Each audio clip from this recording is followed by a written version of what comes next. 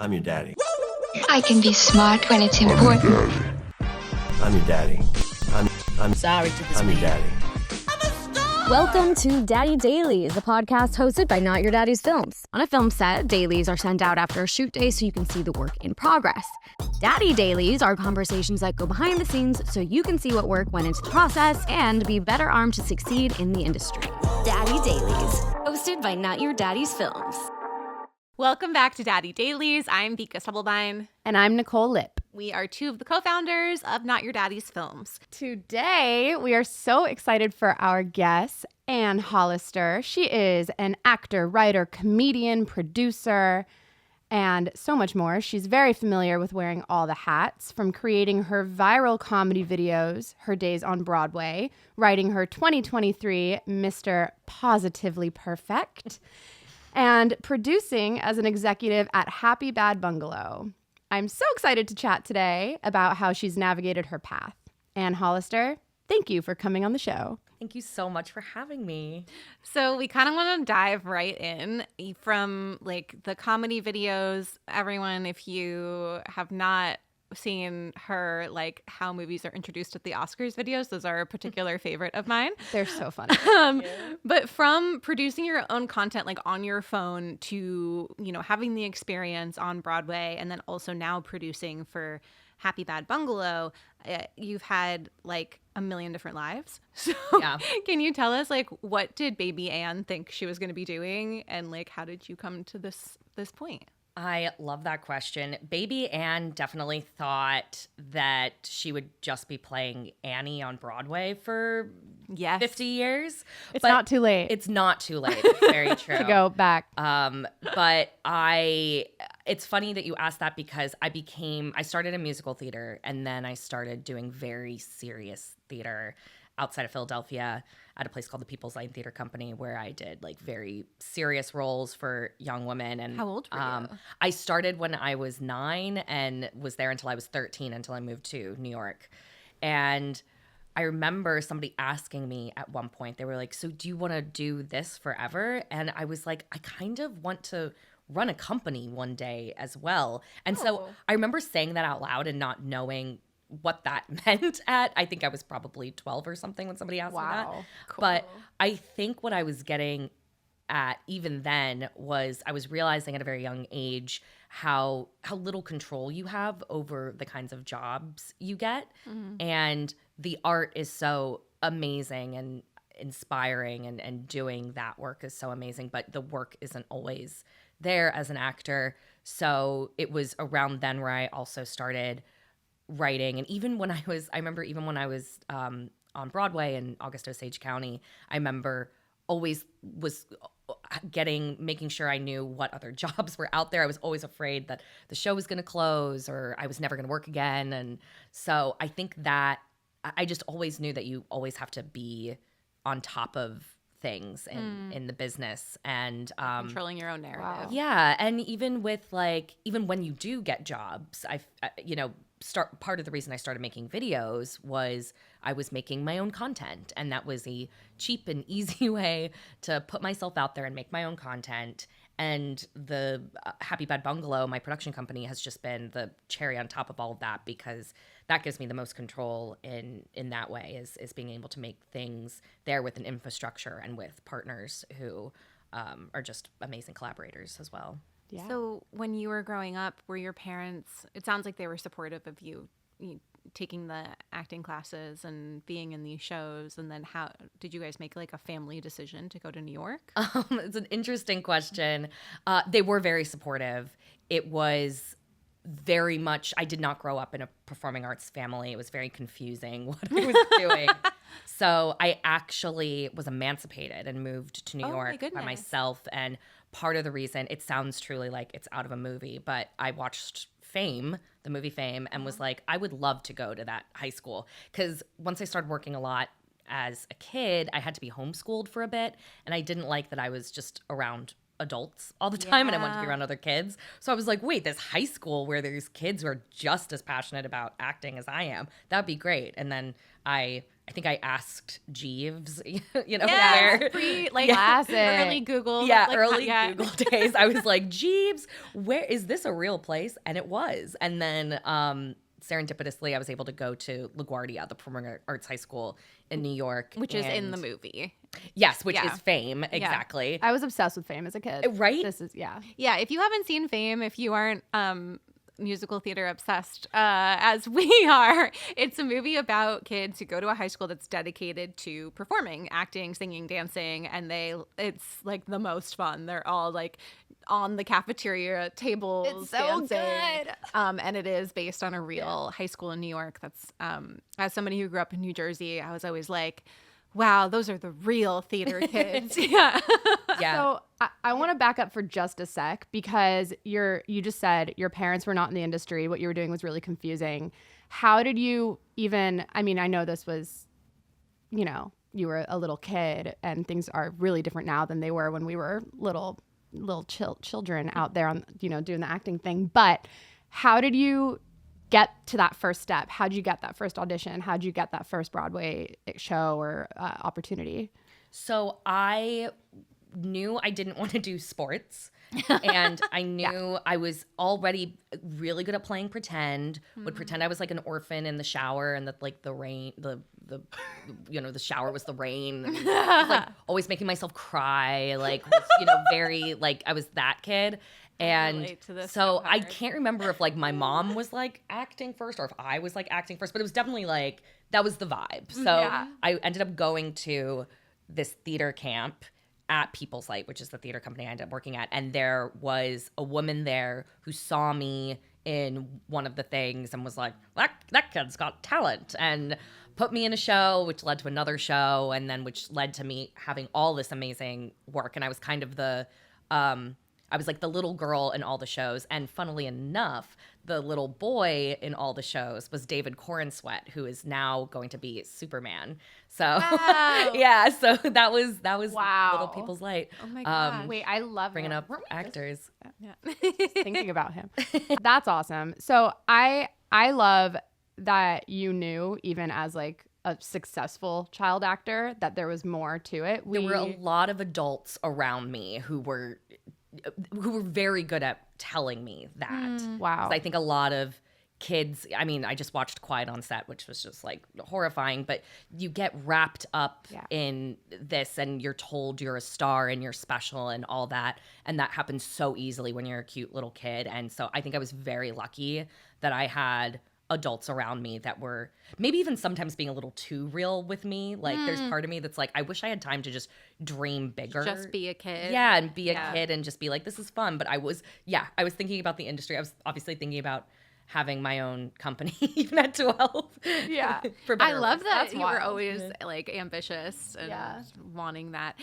How old were you when you did August Osage County? I got the role the week before my 16th birthday. Oh. I did it until I was about 18. Holy shit. Was that different for you? Because I imagine, and correct me if I'm wrong, that when you're younger and you're doing theater, it is a little bit more like you don't have quite the awareness that you do when you're a teenager. You're like, I'm doing this thing and it's so fun and great. But I think there was a point for me, at least, where suddenly I was like, oh, people like judge whether you're good or not. Yeah. And other people have opinions on this. It's not just me having a great time and like loving this thing. It can be, but I think this other part comes into it when you're a teenager and very concerned about what other people think of you, or at least that was me. Definitely. I mean, when I was working at People's Light, I had the opportunity to play some lead roles, which meant I was getting reviewed. Yeah. So I got my eyes open to being reviewed like when I was like 12, 13. And that was hard. That should be illegal. Yeah, I know. And also like, and even the good ones, like even when there were good ones coming out, I was like, wait, what did they mean by that? And like seeing my, performance in a different way. And it's the same with like, I mean, it's classic child actor stuff. It's like I got this manager who one day I came into the office and there was like a whole team there who was there to show me how to put on makeup. Like things like that. Yeah. And like just weird things that you just like can't avoid.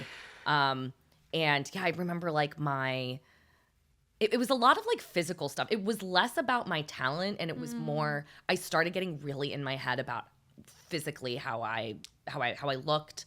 If I looked, the character was 14, and I was like, oh my God, I'm 16. Like, are they gonna think I'm too old to play this part in like a week, or ridiculous stuff, or like I didn't like my costume, I didn't like the way it fit, and I remember it was the whole thing. I wanted to like change like my over thing, like just like weird stuff like that. Unfortunately, I feel like that was mainly what I cared about as a teenager, because I had such like a foundation for my talent. I was like, I can recognize that if all else fails, I know I have this thing, and I know that it's a very mercurial business, and I can just like trust that. But yeah, it's always been appearance, which is really shitty. And it's very prevalent when you're front facing, and when your body and your face and your voice is all part of your business. Yeah.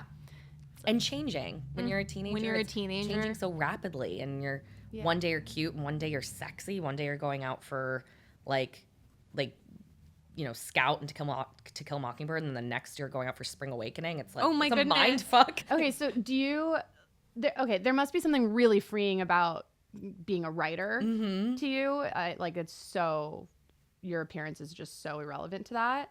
Do you miss your Broadway and like purely acting days? I mean, you still do perform, you still have your videos, you still are front facing in so much of what you do, but I would say you're as a producer and a writer, I feel like those are the things that you do the most of. Yeah, this is definitely the first time in my life where acting has taken a back seat since I was 10, truly. And it is freeing in a lot of ways. It's like I said before, I clearly have control issues. I'm like, I love the control. But I do. I love being in charge of the stories that I'm telling.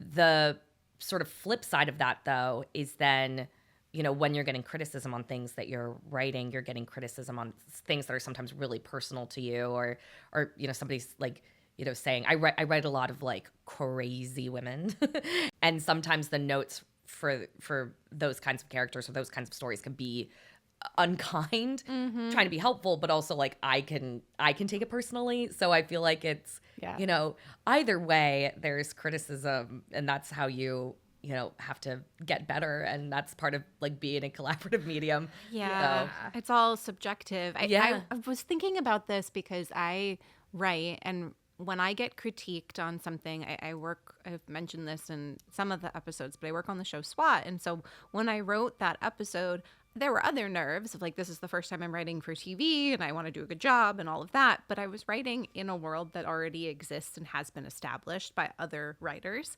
So there wasn't that sense of like, oh, the way that I've created this character is going to be noted because the character exists. When I am writing my own stuff, I similarly sometimes am like, well, that has a lot of me in it. So it's like, it's coming from your brain and your experience. And so it can be a little vulnerable. That's so true. I, for the very first time, was attempting at adapting a short story. Oh, cool. And that was, I found that so freeing. And I think it's exactly what you're talking about. It takes that freedom a step further. So true.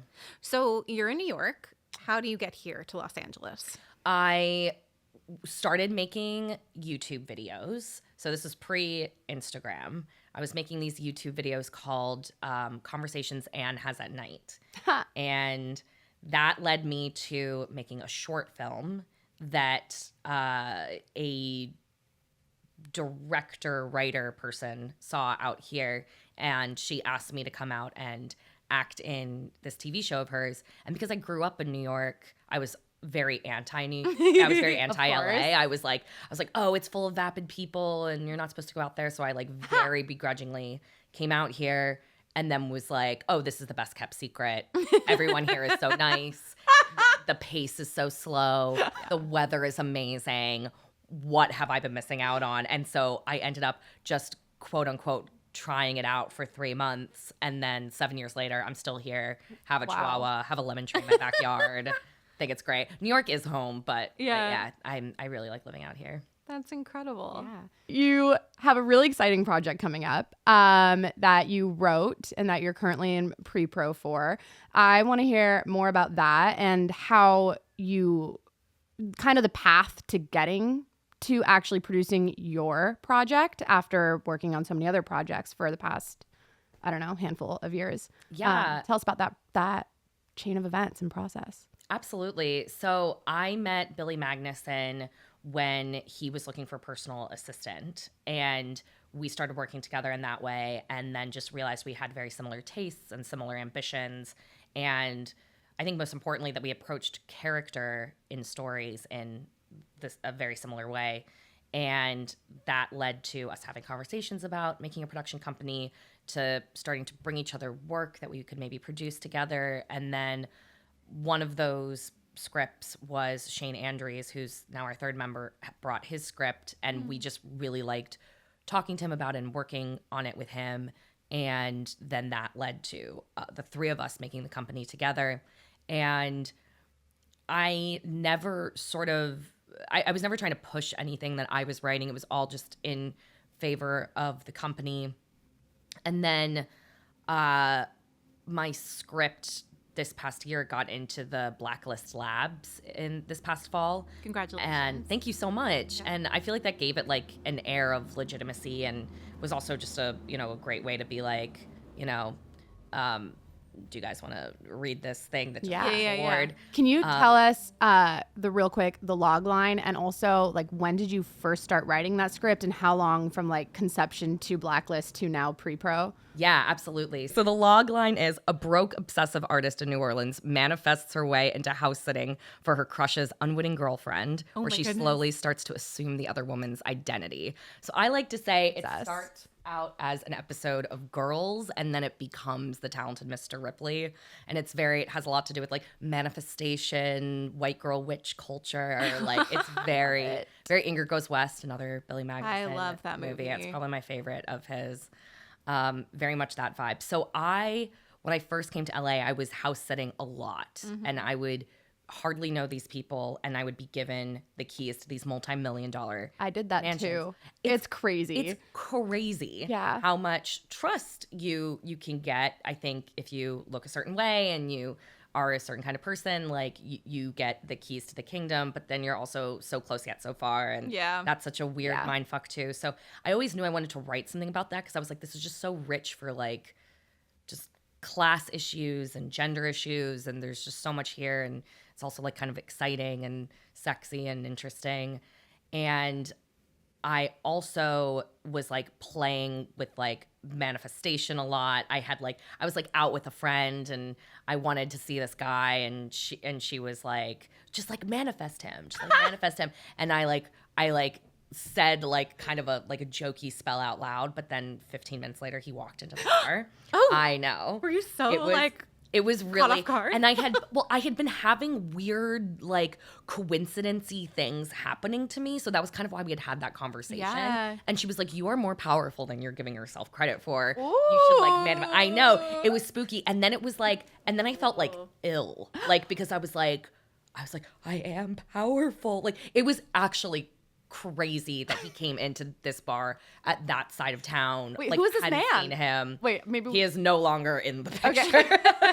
Manifested him and then maybe he was away. Stalking you. But anyway, no. We'll get back to Definitely, that was the other thing. It was like it was a crazy. Sorry, like, the skeptic. He was stalking you. It wasn't manifested. Anyway, go on. Yeah, it was wild. I had this house sitting experience. I was thinking about all this like witchcraft, like manifestation vibe, whatever stuff. Yeah. And then one day I like realized, I was like, oh, that's the movie. So I'd been thinking about certain themes for probably like 4 years, but I had never quite figured out how to make it into it. Like I didn't know what the story was. But necessarily like how the puzzle fits together. Yeah, and I didn't know what like the tone was. Like I tried making it. I made like a short version of like a house sitter idea, and that was like a pure comedy, and that like wasn't right. And I was like, maybe it's a thriller. I don't know. Maybe it's a drama. I just didn't know.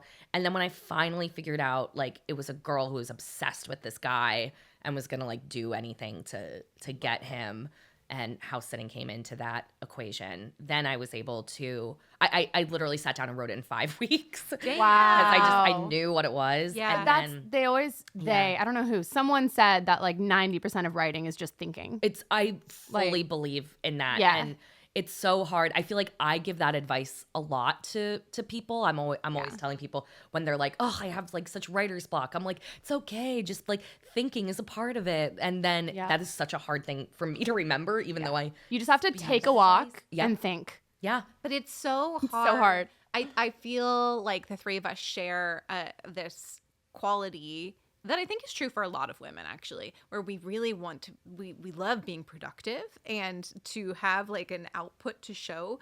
Like when I am thinking, I'm like, well, I spend a lot of time doing research on, the Naval Academy, but I don't have anything on paper. Yeah. It's like, it is frustrating to me, but I am also coming around to the idea of not everything needs to produce a result, and it might actually be the best thing for you because it'll produce a better result when you're ready, I so agree. I remember there was somebody who I was talking to who was like, so how many comedy pilots do you have and how many drama pilots? And I was like, stressful. whoa. And it made me be like, wait, how many do I need? Like, what? Yeah. And then I also think like getting a manager who really understands me and supports me and isn't trying to fit me into any box has been so helpful. Like I've had managers before that are like, you do need 10 comedy specs and you need this and you need that. And my manager now really just, he understands that like, oh, I write features when I write them, and I also act, and I also produce, and can help me out in that way instead of like, How'd you connect with your current manager, and how long you've been working together? He found the house sitter on the blacklist. Oh yeah, so that's the end of that The story. house sitter. But it's called The House Sitter. He found my script, The House Sitter, on the blacklist and reached out, and he's just been amazing. So cool. And yeah, so I'd finished writing the script in April of I guess it was a year ago. I finished writing the script and just decided to cold put it on the blacklist, and he responded almost immediately. Wow. It was getting really great feedback. And then a couple months later, it got into the labs, which was just amazing. And I can't Incredible. recommend it. I can't recommend it. You've gone through the labs now, Yes. right? Mhm. Okay.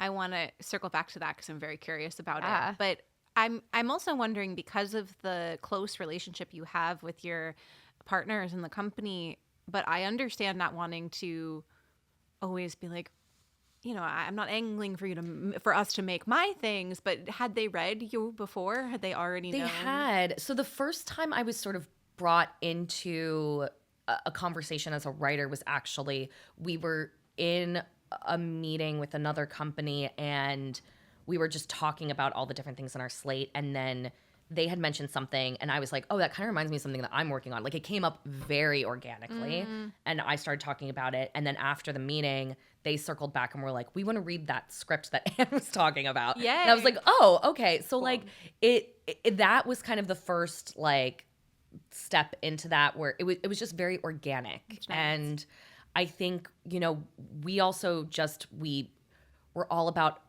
transparency, honesty, open communication. I trust these guys so much, and I trust their taste too. Like, I trust them as people and as artists like so much, and I think that's why we're a really great trio. And so, like, if they are passing on something, I can't take it personally with them. Like, it's just, I don't know. It happened organically, and with the trust built in, it just makes the flow of that so much easier. I think it is very healthy. It's hard though, because like I know people in similar positions, and it just, that barrier just feels impossible, and you can't organically make something like you can't force something to happen. And but also if you're ambitious, it's like feels counterintuitive sometimes. Yeah. I feel like a lot of people get kind of like stuck in an assistant role or are afraid to ask for something like on the next rung. Yeah. When and how did you kind of go from assistant to partner co-exec? And was that something that you guys talked about for a while, or was it, did Billy just ask you, or how did that go? I mean, first of all, I'll say, like, I think it happened very quickly for me, and I think it's more of a long game normally, and I think that is a completely normal way of and good way of doing things, because I think there's a lot to learn, and there's a lot you can learn as an assistant and just listening and being in rooms, and I think it's invaluable. And so, like, I actually think I don't always encourage people to like work the system. Like, I think it's better to just do your job, do it well, be listening, be there whenever you're needed. Because that's what happened with us. And then if I was asked a question or like asked to step up in a different way, then I was able to. And then from there, like, that's how the relationship grew. Again, like, I just have to say, like, it was organic, and it just happened that way. But I know, like, I have a friend who was an assistant for 7 years and now is like just starting to produce, and you know, it took that long, but he also like has this incredible relationship with the people that he works with, and that was just his path there. I think also just like focusing on what you love to do, and you know what it is that you want to work on, and then if the opportunity comes and the question is asked and the door is open, then you have that there, and you know, you're not trying to like angle like, if I write this, maybe this person will want to, like, this person who I'm working with who's a director, maybe they'll want to direct it. Like, you can't think that way. You have to focus on like the art has been my experience with all of that. Yeah. I think there's something to be said for authenticity, and it sounds like you and Billy had a really great foundation to move forward on, and it can be hard as ambitious people to like be like, okay, I want to work this angle or this relationship and get as much out of it as I can. But if you come from a place of just treating it like a relationship, like a friendship or a business relationship, no matter what your tier is, it always seems to bode better results, and more like your life in general overall is going to feel happier and better. I don't know if I'm phrasing this correctly. Well, it was so clear to me at the best party at South by Southwest this year, at the HappyBad Bungalow party that you guys threw. Like, it was really the best vibes that I saw the whole time I was there. And I mean, South by is like all good vibes. We had the best time. But it was so clear, like, just the relationships that you guys have built as a team and with your hosts of that party. Like, the vibes were really, really, really good and positive and friendly and homey. Like, it felt, I don't know. I feel, and we always say like networking is just making friends with people that you happen to like want to make shit with. Yeah. And that was the vibe I got from all of you guys. So yeah, because I think it's important. You're not going to want to make stuff with everybody, and that's okay, because you're honing your taste and you're finding your people. Yeah. And it's just really special when you do find your people. Yeah, it's so true. Thank you for saying that, by the way. Yeah. That's our whole thing is like build the bungalow, artists helping artists. That's that's what we love to do. We love to take a script and look at that person's vision and make it better. And so how are you finding the projects? Yeah. Tell us about that. How do I find a project? There's so many different ways I can answer that question. One is friends submitting me projects that I read. Some is outreach, going to see a film I like and reaching out to that filmmaker. Some is just like relationships with other pods, other producers and other executives, and seeing what's out there. Oh, like they might have something that they're not really interested in working on, but like I might be interested, and it all kind of it comes out that way. Do reps also submit their client stuff to you? Yeah, there's been some of that as well. Yeah. Cool. And are you guys looking at movies, TV? Yeah, all the above. Yeah, movies and television. For the people. We used to say that we were just focused on features mainly, and then we looked at our slate the other day and we're like, oh, it's like almost 50-50. We have like awesome. That's cool. Almost half features, half TV at this point. Very cool. Yeah. Is part of the company I don't know if ethos is the right word, but is it something that Billy wants to also act in the things that you guys make? Not necessarily. Yeah, he is open to acting in things, but it's not a deal breaker. Yeah. That's really cool, because it sounds like your sensibility is all really aligned, which is Yeah. Isn't it? I would say the three of us have very different personal tastes, actually. But when we do align on something, we know that it's really good because the three of us all like it, and then it can have like global. What are you into, Anne? Like, what's your favorite? Well, I would say in the company, I'd say or I'm generally, like you what know, inspires you? Well, I'm like, I feel like I'm like edgy, you know? I'm like the girl smoking cigarettes being like, eh. And I would say that's what inspires me too. Edgy girls smoking cigarettes. I would say like, that's, yeah, exactly. Being like, eh. And that is what inspires me. I know. I was like making a list of movies the other day, and I was like, I really like unrelatable women. I love women who, if you met them in real life, it'd be really difficult to understand them. And I love films that explore that kind of person. Men Very too, cool. but like I think because I am a woman, like that's who I that's who I identify with when I watch something like that. Yeah. Well, Happy Bad Bungalow, the name comes from we like movies that make you laugh and make you cry. And I love things that make me belly laugh. I love things that make me sob. And if they can do both at the same time, then that's just the best. Magic. And then it's just magic. And I Amen. think like, you know, we're in this world right now where everybody wants a genre film. And I think what is exciting about the things I'm starting to see out there, and I also would say the same for my writing, is that genre doesn't just have to be cheap thrills. Like it can also be, you can have really developed characters that make you laugh and make you cry and make you, you know, relate and all that good stuff. And so I'm so excited for the new chapter that's happening with genre films right now, because that's the real sweet spot for me. Like if I can be on the edge of my seat and feeling all those things, like that's heaven. You just said something super inspiring to me about art and what you're attracted to. And I love this idea of people maybe behaving badly and being really intriguing in that way. On a less positive note, maybe, depending on your take, there's been all this talk post-strike of survive till 25. Yes. And if you're not familiar with that, the idea is that there just isn't a lot of work for all of the artists that are in Los Angeles post-strike, as people have been slow to restart production and maybe buy scripts and projects and whatnot. So do you have an opinion on where the industry is headed next and how you're navigating this whole, maybe just on a personal level, this survive till 25 thing? It's rough. I think there are some positive takeaways from the situation we're in right now.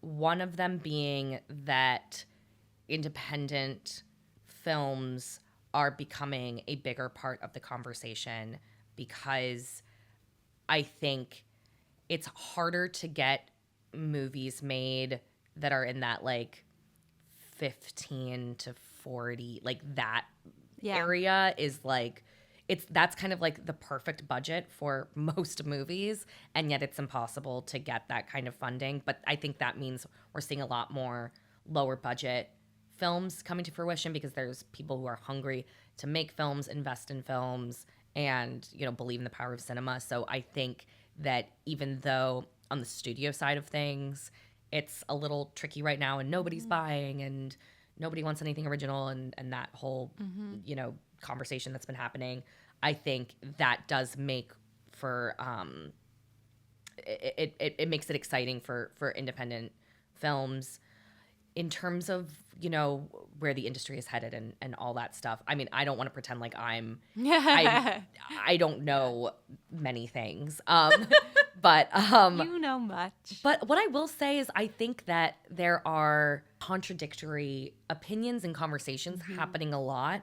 And I think it goes back to the thing I said before, which sounds like so like eye-rolly in a conversation about this, which is about people's livings. Yeah. But I do think like focusing on the art is like, that is the anchor that writers have in particular, and direct, like any artist, it's like focusing on what matters to you, surrounding yourself with people who you want to work with, like you said, who have your back, who have similar tastes. Like I think that is the bedrock of what makes this industry special and what makes good work, most importantly. And the studios can make the decisions that they make, and sometimes they're great and sometimes they're not. And same is true for independent cinema. While we're in this scary time of a lot of fluctuation and people being out of work, I think it's important to remember those things. And I also want to say it is hard as somebody who has had day jobs and also being, trying to work on my creative stuff. That is so difficult. Like, people don't talk about that enough. Like, yeah, sure, you can get a job at a coffee shop and then go home and write, but it's actually a lot harder than that. Like we said, a lot of writing it's a lot of like thinking and feeling. And if you don't have the space or the mind, like the state of mind to do that, and you're focusing on, if you're going to be able to afford groceries, that does make it difficult. But then I think that's where your community comes in, and that's where you bring around those people. So I feel very aligned with what you're saying. I think that the strike was when I had the most time to dedicate to building Not Your Daddy's Film. Yeah. We weren't making any money from that, so it wasn't necessarily helping me in that way, but the idea of having something creative to work on and build really did help keep me going. Yeah. But I think the thing you said about finances that I want to just really drill home for our listeners is that it may sound like it'll be easy, and it's just not. Choosing to do this for your career is a very hard thing, and you will constantly come up against battles. And the idea of like, if you can do anything else, go do it. I think that is fairly true, but I also think like you shouldn't get down on yourself if you're like, I worked all day at the coffee shop and someone yelled at me and all I want to do is like read a book or watch TV or like drink a glass of wine with my girlfriends, like whatever. Like that's okay too. Yeah. And those experiences will probably one day show up in your work. Yes. So do you have you ever received really memorable advice from a mentor, or do you have some advice just that you've come up with that you would like to share for someone who is just starting out and wants to be in your chair someday? Yeah. I mean, make your own work, which is, that was so annoying to hear at first, especially since I started as an actor and I was like, no, I want to be in other people's work. I don't want to make my own work. But truly, even if you don't know what you're doing, I've had people come to me and be like, I have this idea. Can you write it? And then my advice is always, no, you write it. You should write it. This is your idea. I'm happy to read it. I'm happy to help you with that. But like, you should be the one to write it. That was the only reason I ever actually sat down and wrote a script. Yeah. I kept going to writers and being like, I think you should write this for me. And finally, our all mutual dear friend, Shelby Bartlestein, like, big shout out to that girl. She was like, Nicole, sit the fuck down and write it yourself. Yeah. No, it's great. It's such great advice. Yeah. And look how great that turned out. And I was and that's the thing. It's like the people are like, oh, well, I don't know how to do that. I didn't know how to do that either when I started writing. You learn. You learn. Judd Apatow always talks about how when Lena Dunham first sent him like the pilot for Girls, he was like, are you working on anything? She was like, sure. And she sent him the pilot for Girls. He was like, it was not formatted correctly. Like there were things were like in bold. Like he was like, it was a total mess. I had to like sit her down and just like teach her how to write how to write a script. Yeah. But the story was there. The characters were there. All that stuff like is what matters. What she wanted to say was there. I would say that's advice. I would say like, yeah, finding a job that doesn't completely drain you is important. And that can be a job that's in the industry and not in the industry, because both can be very, very draining in their own ways. Yeah. Yeah. I love that. I think that's kind of a perfect place to transition to a rapid fire game. Ooh, so exciting. Okay, so pretend there's a clock going, and we'll just go back and forth and ask you these. Oh my gosh. Don't think, just answer. Oh God. Okay. My palms are sweating. We'll go easy. Alcoholic or not, drink of choice. Mango, like banana mango. I didn't know that. Like a smoothie? Yeah, banana mango smoothie. Incredible. Love it. Wow, I didn't know that about myself. A creative, dead or alive, who you wish you could work with. Phoebe Waller-Bridge. Favorite comedian to follow on TikTok. Tommy Doe. Oh, I know. He's really funny. Really funny. Favorite Broadway show? Musical Into the Woods, not or Les Miserables. Les Miserables. We're gonna say Les Miserables. Oh, Yeah. okay. Yeah. Do you believe in ghosts? Yes. Movie snack of choice. Popcorn with M&Ms thrown in. The perfect combination. Yeah, it's the best. Regular M&Ms or peanut? Regular. Okay. Yeah. Oh. Obviously. Yeah, strong opinion. Yes. Mine The perfect combination. Or snow caps also. I love snow caps. I love those too. Underrated. Are we the same? Oh, What is are we happening? twins? Oh my God, let's go to the movies and eat some snacks. Please. You casting you two in the Parent Trap remake. Speaking of going to the movies. Yes. What's a movie that you've watched a million times and will never get sick of? Titanic. Incredible. I love this. You have been the fastest drop. guest so Really? far. Yes. Mic drop on Titanic. That's all. And Folks. thank you so much. I know someone tried to tell me the other day that Titanic's not a good movie, and I was like, I'm sorry, You're you're wrong. wrong. Wrong. You're wrong. I It's will a great say movie. that's a really long choice to watch that many times. I will say I've mainly watched the first the first many times. VHS. But Yeah. I have seen it like the entire thing. I tried to count once. It's an absurd amount of That's times. incredible. A girlfriend love of that mine has movie. like an annual Titanic watch. Yeah, same. I mean, more Overdue than for a rewatch. I haven't seen that movie in Really years, good. many years. So was there room? Was there room for Jack? No, and it was the buoyancy. We don't put the Buoyancy. we don't talk about that enough. Hottest take of the episode. There was Dude, that's some important shit right there. Forget everything else. We just got to talk about the buoyancy. Absolutely. Well, yes. I do have one more piece of advice that my I God, thought of that I think great. is important too. Give it that to I got us, one baby, time, and I was just please. thinking about this the other day. This was the first feedback I'd gotten from my short film, and I thought it was really profound, which was he said something about don't build up your sandcastle just to knock it down. The tidal wave is going to come anyway. And I thought that was just such a poetic way of being like, don't like apologize for yourself in your work or try to over explain things or like just try to like tie it up. Like let it be what it is, because people are going to have thoughts. The conversations are going to happen. Yeah. Just let the like universe and your gut tell you what the thing is, as opposed to like trying to knock it down and be like, and this is clearly what it is, and I have control over this. that. So about all this, talk about control, I also think that there's something like to remember also that like in your artistic work, it's so important to like let loose be. a little bit. So I just wanted to add that in. I love I love that.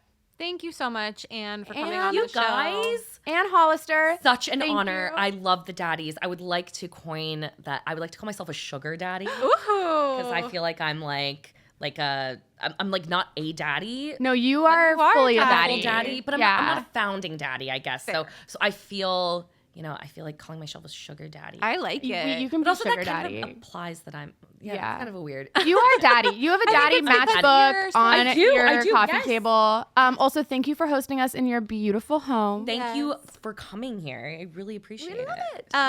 Is there anything you want to plug, or is there a place someone can follow you if they're Like, give us listening your and they want more handles. Anne? Yes, you can follow me on Instagram at Ann__Hollister, and Anna is spelled with an E. You can also follow my company at HappyBad Bungalow, and we also have our website, happybadbungalow.com, and you can follow me on TikTok at mygirlann. Yay! Thank you for joining us for another episode of Daddy Dailies. You can follow us at NYD Films on Instagram and TikTok. You can follow me at Vika Stubbs and Nicole. You can follow me at Flower Hits the Big Time. It's a long story. Ready to do a poll on if I should change my handle. With that, So maybe by the time this comes out, it'll be different. With that, we are out. Thank you. Bye. Bye. Daddy Dailies is presented by Not Your Daddy's Films, a social impact organization dedicated to educating and empowering women and non-binary creatives in TV and film. If you like what you heard today, don't forget to subscribe and leave us a positive review. And if you want more Daddy episode insights and links to what we talked about, join us on Patreon/NYD Films. Daddy Dailies is produced in partnership with Robert Bailey and edited by Carly Tamarin, Vika Stubblebine, Claudia Restrepo, and Gracie Strauss. See you next time, Daddy.